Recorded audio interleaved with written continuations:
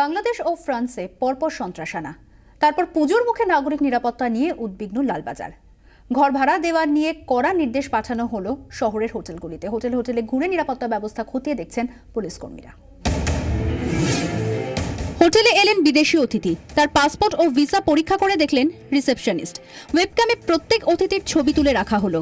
বিশেষ সফটওয়্যারের মাধ্যমে ছবি ও পরিচয়পত্রের প্রতিলিপি পৌঁছে গেল কলকাতা পুলিশের ডেটাবেসে। এটা করাটা অবশ্য ভালো, কারণ আমাদের দেশে যেহেতু আমাদের বাংলাদেশে যেহেতু অনেক সমস্যা হয়েছে, এই সমস্যাটার জন্য এটা করে নিয়েছে। এতে আমাদের যদি একটু আনইজিও লাগছে, তাতেও আমাদের ভালো লেগেছে। এটাই নিয়ম, কিন্তু শহরের অধিকাংশ মাঝারি হোটেলেই এই পদ্ধতি মানা হয় না। বাংলাদেশ এবং ফ্রান্সের ঘটনায় শিক্ষা নিয়ে তাই কঠোরভাবে হোটেলের নিরাপত্তা বিধি আরোপ করল কলকাতা পুলিশ। হোটেলের রিসেপশনে সিসিটিভি এবং ওয়েবক্যাম বাধ্যতামূলক করা হয়েছে। লালবাজার থেকে কড়া নির্দেশিকা এসছে প্রতিটি থানায় যে তাদের এলাকায় যে সমস্ত হোটেল বা গেস্ট হাউস রয়েছে তাদের রিসেপশনে এই ধরনের ওয়েবক্যাম ম্যান্ডেটরি করা হয়েছে, অর্থাৎ বাধ্যতামূলক করা হয়েছে। যদি এই ধরনের কোনো ওয়েবক্যাম না থাকে কোনো রিসেপশনে, তাহলে কিন্তু সেই হোটেল কর্তৃপক্ষের বিরুদ্ধে কড়া ব্যবস্থা নেবে লালবাজার, এমনটাও হুঁশিয়ারি দেওয়া হয়েছে। তার সঙ্গে সঙ্গে বিভিন্ন যারা টুরিস্টরা আসছেন বা বিভিন্ন ব্যক্তিরা যারা এই হোটেলে থাকতে আসছেন, তাদের কাছে যাতে অরিজিনাল ডকুমেন্ট থাকে এবং সেই অরিজিনাল ডকুমেন্ট দেখেই যাতে তাদেরকে ঘর দেওয়া হয়, এমনটাই কিন্তু নির্দেশিকা দেওয়া হয়েছে লালবাজারের তরফে। প্রত্যেক অতিথির পরিচয়পত্র থাকা বাধ্যতামূলক। পার্মানেন্ট অ্যাড্রেস রয়েছে এমন পরিচয়পত্রের আসল কপি দেখেই ঘর দেওয়া হবে। পরিচয়পত্রের ফটোকপি কোনোভাবেই গ্রাহ্য করা হবে না। প্রত্যেক অতিথির ছবি ওয়েবক্যামে তুলে কম্পিউটারের ডেটাবেসে রাখতে হবে। পরিচয়পত্রের স্ক্যান কপি ও অতিথির ছবি বিশেষ সফটওয়্যারের মাধ্যমে পাঠাতে হবে পুলিশের ডেটাবেসে। অতিথি বিদেশি হলে একইভাবে পাসপোর্ট ও ভিসা পরীক্ষা করে দেখাতে হবে। বাংলাদেশ, পাকিস্তান বা আফগানিস্তানের নাগরিক এলে বিশেষ সতর্কতা নিতে হবে। সামান্য সন্দেহ হলেই স্থানীয় থানা কিংবা লালবাজারকে জানাতে হবে। আমাদেরকে সতর্ক করেছে কি যদি বাংলাদেশি গ্রুপ ওয়াইজ ছেলেরা আসে, ইয়ং ছেলেরা আসে, তাদের একটা ভেরিফিকেশন করতে হবে, অথবা যতটা আপনার পারেন ইয়ং ছেলেদেরকে অ্যাভয়েড করবেন।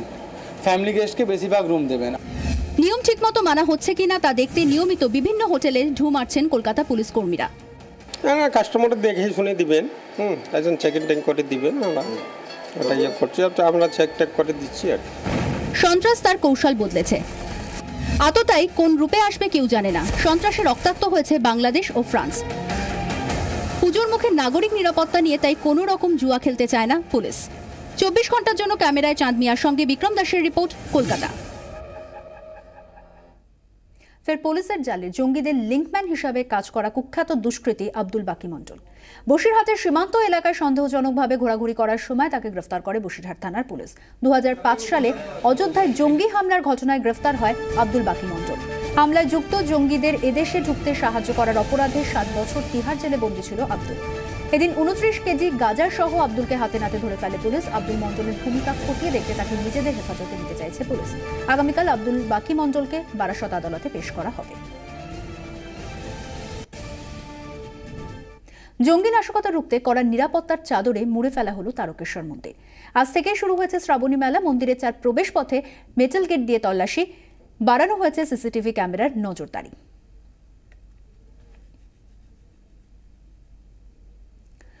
ফের হাতির তাণ্ডব বাঁকুড়ায়। সপ্তাহখানেক বন্ধ থাকার পর বেলিয়াতোড়ে রাতভর দাপিয়ে বেড়ালো হাতির দল। হাতির হামলার প্রতিবাদে পথ অবরোধ করেন স্থানীয় বাসিন্দারা। অভিযান বন্ধ হতেই ফের হাতির উৎপাত শুরু হয়েছে বাঁকুড়ার বেলিয়াতোড় এলাকায়। বেলিয়াতোড় রেঞ্জের ছান্দার লাগোয়া গ্রামগুলিতে শনিবার রাতভর তাণ্ডব চালায় রেসিডেন্সিয়াল হাতির দল। ভেঙেছে বাড়ি, দোকান। ঘটনার প্রতিবাদে বেলিয়াতোড় সোনামুখী পথ অবরোধ করেন স্থানীয় বাসিন্দারা। সপ্তাহখানেক আগেই বেলিয়াতোড় রেঞ্জের 2টি খুনি হাতিকে ধরতে পেরে উঠে পড়ে লাগে বন দফতর। উত্তরবঙ্গ থেকে আসে কুনকি হাতি, ব্যবহার হয় ড্রোন। একটি হাতি ধরাও পড়ে। বন দফতরের গুলিতে মৃত্যু হয় একটি রেসিডেন্সিয়াল হাতির।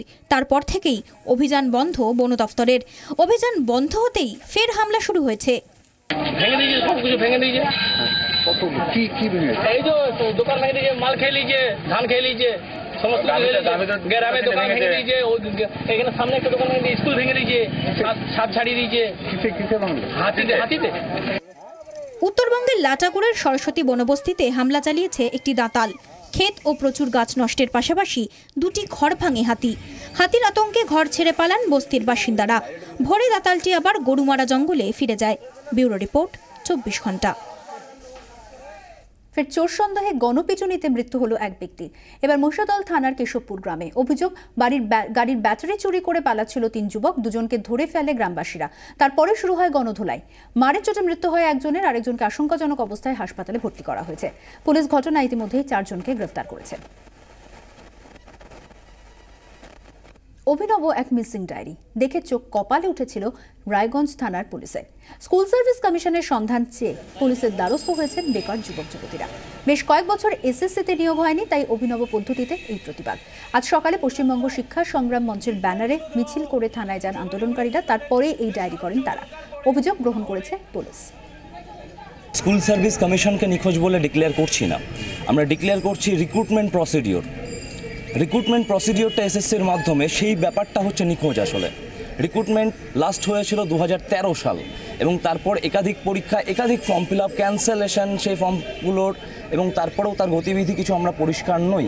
তো এই যে আবছা একটা আলো আধারি ব্যাপার, তো এই আলো আধারি ব্যাপারটাকে আমরা নিখোঁজ বলে আমরা সাবমিট করছি। একটা ইনার্ট অবজেক্ট, এটাতে কোনো মিসিং হয় না, এর হাত পা নেই, এ অন্যের উপর ভরসা করে চলে আর কি। তো এটাতে মিসিং ডায়েরি করা যায় না। এসব মিসিং, এটা একটা ব্যঙ্গাত্মক একটা শব্দ এখানে যারা ইউজ করেছে। মিসিং মানে কি এসএসসির কে খুঁজে পাওয়া যাচ্ছে না, এটা হয় না। সুতরাং আমরা আমাদের কাছে কাগজ জমা দিয়েছে, আমরা নিয়েছি, রিসিভ করে নিয়েছি। কাগজ থানায় ডিপোজিট করলে জমা নিতেই হবে, যেই কাগজ দিক, যেরকম ক্যাটাগরি কাগজ দিক, রিসিভ করা থানার দায়িত্ব আছে, থানা রিসিভ করে নিয়েছে। কলকাতায় নতুন একটি রেস্তোরাঁ খুলল। নামেই রেস্তোরাঁ, আদতে ইছামতি একটি আদর্শ বাঙালি খাবার হোটেল। এপার আর ওপার 2 বাংলার খাবার পাওয়া যাচ্ছে বালিগঞ্জের এই হোটেলে। মূলো দিয়ে শোল মাছের টক কিংবা শীতল শুটকির ভর্তা, হারিয়ে যাওয়া সেই সব স্মৃতি নিয়ে যাত্রা শুরু ইছামতির। এক হেসেলেই মিলবে 2 বাংলার সব খাবার। কোষ্ঠী ঠিকোজি মিলিয়ে কোনটা এপারের আর কোনটা ওপারের প্রশ্ন করলে মিলবে সেই উত্তরও।